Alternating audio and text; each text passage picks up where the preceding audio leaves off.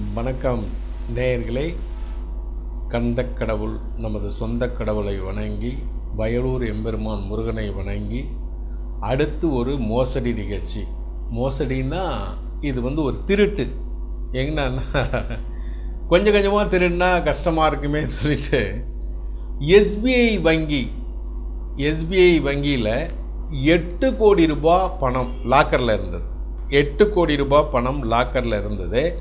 50 kilo தங்கம் லாக்கரில் இருந்தது.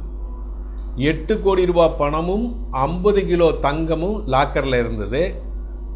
எங்கே நடந்ததுன்னா கர்நாடக மாநிலம் விஜயாபுரத்தில் நடந்திருக்கு.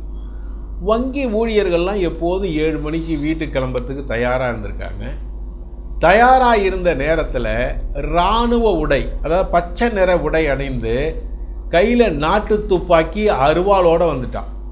அருவாளோடு வந்து ஒரு கூட்டம் பேங்க் ஊழியர்கள் எல்லாரையும் கட்டி போட்டுட்டான். ஏன்னா சிக்கலே இல்லாமல் திருடணும்னு முடிவு பண்ணிட்டான். இல்லை, பேங்க் ஊழியர்கள் எல்லாரையும் கட்டி போட்டுட்டு லாக்கரில் இருந்த 8 கோடி ரூபாய் பணம் 50 கிலோ தங்கத்தை வேட்ட விட்டான்.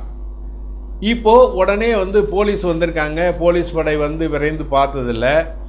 மராட்டிய மாநிலத்தைச் சேர்ந்த கொள்ளையர்கள், முதல் அறிக்கையில் தெரிஞ்சு வந்திருக்கு, மராட்டிய மாநிலத்தைச் சேர்ந்த கொள்ளையர்கள் இந்த கொள்ளை அடித்திருக்காங்கன்ற தீவிர விசாரணை நடந்துட்டு இருக்குது.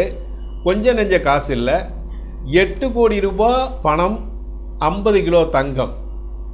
விரைவில் குற்றவாளிகள் பிடிபடுவார்கள் என்று நம்புகிறோம்.